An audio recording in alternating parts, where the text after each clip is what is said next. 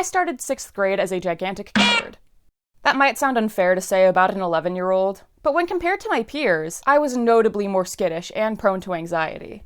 Thus, those who knew me were shocked when halfway through the year, I became hyper-fixated on a horror franchise about the ghosts of children haunting a knockoff Chuck E. Cheese.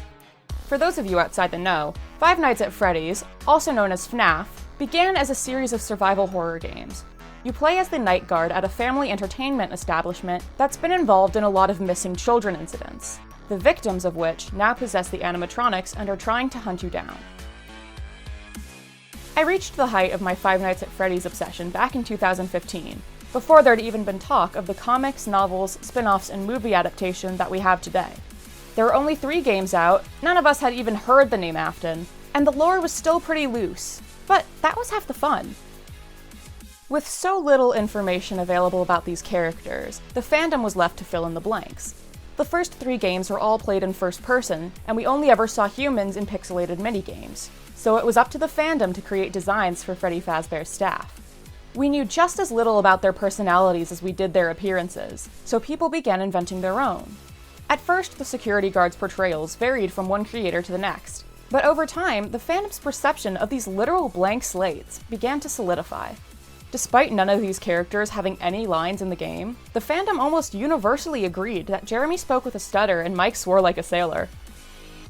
The man who committed the murders is portrayed in the minigames with a purple sprite, and we decided that meant he had literally purple skin. We'd also all come to the conclusion that he was called Vincent, despite that name never appearing in any of the games. Of course, now we know that this character's real name is William Afton, and that Mike Schmidt is actually his son, meaning he's the one who killed his brother in the 4th game, and what are you kids talking about? We didn't have any of this information when I was in the fandom. Who is Elizabeth? The ghost children have canon names now? At this point in the franchise, we'd known the pizzeria was haunted by the ghosts of at least 6 children, and unlike the security guards, we didn't even have names for them. This kept them fluid, allowing them to vary completely from one creator to the next. Whether they were vengeful spirits out for blood, or just kids who think they're playing, was up to whatever interpretation you preferred. While portrayals of these ghosts were far more varied than those of the security guards, that didn't mean all depictions were embraced equally. Because heaven forbid your OC was a different gender than the animatronic they possessed.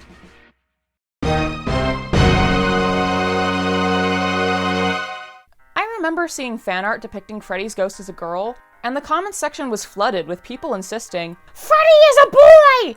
And the creator having to say, "Well, she isn't supposed to be Freddy the character, she's the ghost possessing him." To quote a comment from a different forum, "What makes you think the purple man would care about putting the appropriate gender into the appropriate suits?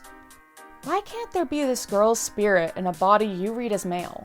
Why was everyone so upset over this?" I remember thinking, none of this makes any sense. These characters are robots.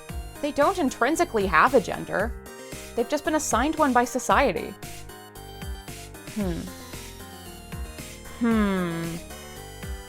Younger me? You didn't know it yet, but you were onto something.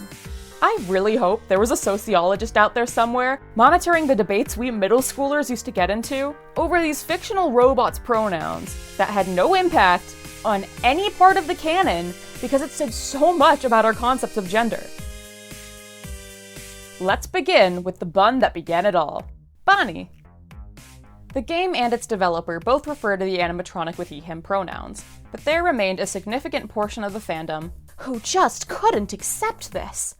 Bonnie is a girl's name, and the animatronic is purple, which is a girl's color. In the second game, though, Toy Bonnie, a plastic 80s version of the Bonnie animatronic, was introduced and depicted with eyelashes and makeup, but it's blue! To quote a debate on Bonnie's gender from the Minecraft forum of all places, grammar and spelling mistakes intact. I mean, at the first game, there is not way that thing is a girl. It looks like a boy. I mean, it's got a bow tie and all that. Yet for the second game, Bonnie is hands down a girl. I mean, it's got those plushy red cheeks. I swear it's wearing eye makeup. You know, the stuff girls put on their eyelids. I don't care what it's called, though. These debates over the Bonnie's genders were so prevalent in the fandom that one of the games even referenced them, depicting one of the Bonnie variants with the caption, "Male? Female? It's a rabbit. Who cares?" While this may seem ridiculous, some fans did take this in a more positive route, using the Bonnies to explore gender norms and the defiance of them in their fan works. Another animatronic who got this treatment was Mangle, who I'll be referring to with both she, her, and he, him pronouns, as the games have used both. Mangle is similar to Toy Bonnie in that she's a plastic 80s remake of an older animatronic, Foxy.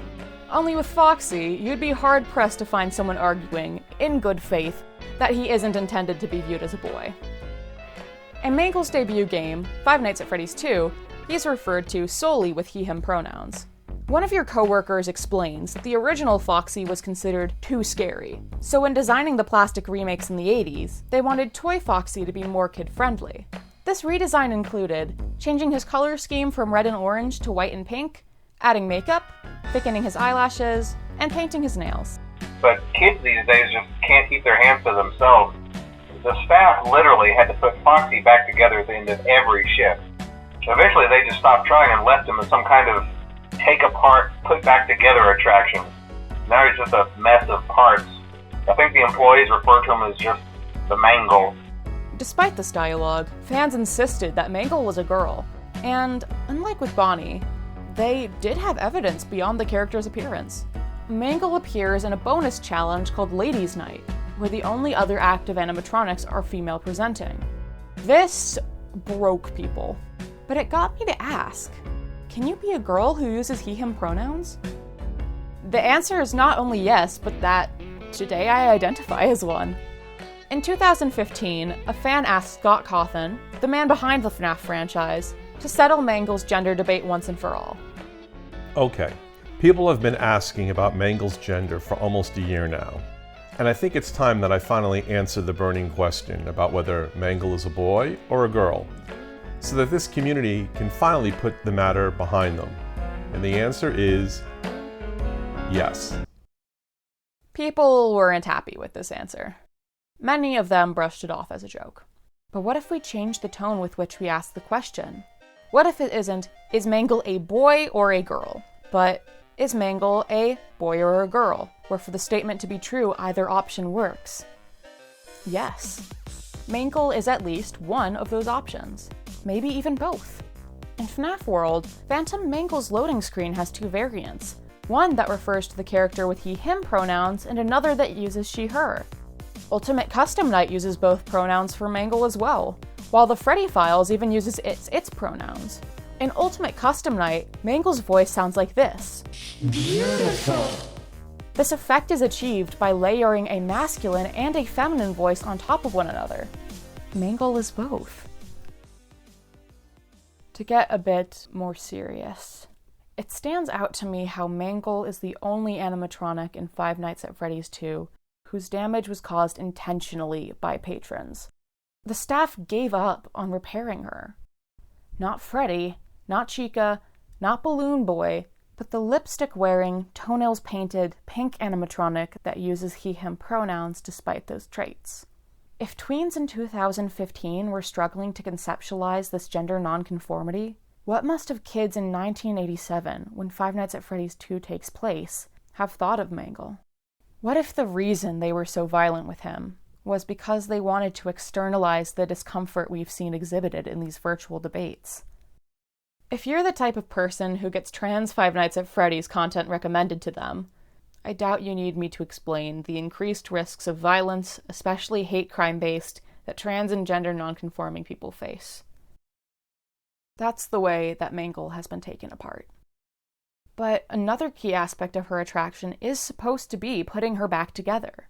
We don't see the plastic coverings for most of her endoskeleton, and I find myself wondering what they look like. Are they feminine? Masculine? Are there options for both? What if Mangle could serve as a gender potato head, with accessories that kids could mix and match? A character who presents gender differently day by day. One that the kids in the pizzeria could experiment with in the same way that fans were doing in real life. Mangle came across as both a boy and a girl, but there was an animatronic that felt like neither. Tucked away in FNaF 2's game corner is a music box, and inside that box lay my gender awakening. I'll be honest, I never liked that puppet thing. It's always thinking, and it can go anywhere. The puppet is a humanoid animatronic who, if the player forgets to keep its music box wound, will leave its container and come after you. Once the puppet has escaped, your only chance at surviving the night is for time to run out before it reaches you. The fandom was torn between people who considered the puppet's design feminine, androgynous, or masculine. Unlike Mangle and Bonnie, your coworker only ever refers to the puppet as it, a pronoun with no inherent gender. In the same way they reacted to Mangle, the fandom did not like an answer that didn't check one of two boxes. But the puppet's whole gimmick is escaping boxes, baby! More recent materials that weren't around when I was in the fandom have started using he/him pronouns for the puppet animatronic, but they've also revealed that the ghost possessing him is named Charlotte and uses the pronouns she/her. Feminine spirit, masculine animatronic. The funny thing is, when I was in the fandom, the dominant theory was the reverse. Many fans argued that the puppet animatronic was supposed to be read as female, due to the makeup, sleek figure, and how the corners of the mask's eyes resemble lashes, but we believed it was possessed by a boy.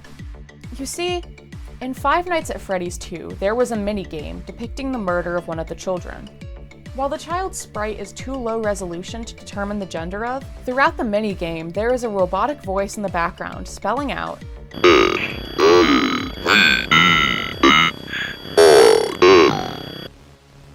"Save him." The minigame ends with a jump scare from the puppet, leading many to believe this game depicts the origin story of the ghost that possesses it. While Mangle mixed masculinity and femininity in a way that made me go, hey, maybe you can be both, the puppet did so in a way that taught me, hey, maybe you can be neither. Mangle emphasized gender, the puppet seemed to bypass it. Even the fandom's old nickname for it, Marion, which was supposed to be short for the marionette, took a word that was gendered and turned it into one that wasn't. In addition to designing security guards and ghost OCs, many fans like to redesign the animatronics themselves as humans. And the ones for the puppet gave me so much gender envy! I ended up making a puppet OC of my own to experiment with this androgyny. Around this time, one of my friends started using they/them pronouns, something I'd never encountered before. I practiced using them with this OC so I'd be less likely to slip up when referring to my friend. Immediately, it felt right for them. For my OC's backstory, I decided that they had been raised as a boy, but upon possessing the puppet, tried identifying as a girl to match the animatronic's gender, only to realize that both of those options made them uncomfortable. By accepting that they could be neither, their confidence and ghostly powers started to grow, explaining why the puppet's ghost is often depicted as the leader of the dead children. Society had tried to keep them in a box, but the music's run out, and now they're free. All of my FNaF friends were fellow tweens, and regardless of our gender identities, we saw ourselves in these narratives about a childhood radically changed into a state of emotional chaos bound in an unfamiliar body. That's just puberty. And puberty is frequently when people start to question or express their gender identity more intensely. So many fics from the ghost's points of view included inner monologues about the animatronic bodies feeling wrong and actively distressing to be in, which resonated with many dysphoric fans. I don't think Five Nights at Freddy's is intrinsically or intentionally trans, but much of the fandom was, and we created interpretations that were. I'm sure you've heard of Death of the Author, where the audience's interpretation of a work ultimately holds more significance than the creator's intentions. But what about when that creator's intentions are actively harmful? Oh, you thought we weren't going to talk about Scott Cawthon being a Trump supporter? Baby, we are going to talk about Scott Cawthon being a Trump supporter! Scott Cawthon donated over $40,000 to a variety of politicians, including Ben Carson, who has stated that judges who support gay marriage should be fired, compared queer relationships to bestiality and assault, and tried to get trans people pushed out of homeless shelters. Then there's Devin Nunes, who has encouraged the use of slurs, opposed same-sex marriages, and voted against the repealing of homophobic laws. Mitch McConnell voted against legal protections against homophobic and transphobic hate crimes, repeatedly pushed for an amendment that would make marriages between those the government considers biologically male and those they consider biologically female the only ones recognizable by law, and has helped a multitude of homophobes and transphobes get into positions of power that they have then abused. Lastly, there's Trump. Donald freaking Trump. Do you really need me to tell you why Donald Trump is bad? When this controversy first broke, I figured it signaled the end of the Five Nights at Freddy's franchise. Cawthon announced his retirement in response to the backlash, and that Steel Wolf Studios would take over developing the games. But I suspected, having wounded such a large portion of the former fanbase, the franchise would no longer be as lucrative. Then Security Breach was released and FNaF Fever was back, baby! I had friends I'd made in entirely different fandoms getting into it for the first time, and I sat there wondering if they even knew about the controversy surrounding its creator. When I discussed this with current fandom members, I realized that many people, especially younger fans, had misunderstood what Cawthon's retirement entailed. There was this misconception that because he hadn't developed the new games that he was no longer profiting from them. But Cawthon still legally owns the Five Nights at Freddy's franchise, meaning he'll continue to make money off of sales relating to it. Because of that, I've debated the ethics of even making this video. Even if ethics weren't an issue, I can honestly say that if you boot up Five Nights at Freddy's 2, expecting Mangle to drop down from the ceiling, waving a trans flag, you're gonna be disappointed. Like I said, this franchise was never intended to be queer. It was the fans' interpretations that were. I didn't make this video with the intention of recruiting people into the Five Nights at Freddy's fandom, but to preserve a part of its history that's already begun to disappear. The kids who were once having these conversations are older now, and many of them have gone back to purge their profiles of anything they consider cringe, making many of the fan works I once had bookmarked unavailable. The queer side of the FNaF fandom is in a different place now because queer media in general is. We don't have to make do with accidental representation, or rely on works whose creators will use our money to fund our oppression. Five Nights at Freddy's began as a niche indie title that queer folks took from obscurity, so let's find the next one. If the concepts I discussed today resonated with you, there are games out there with trans protagonists that included them intentionally, many of which you can check out for free from indie developers on itch.io. Find gender expectations to be even scarier than Bonnie?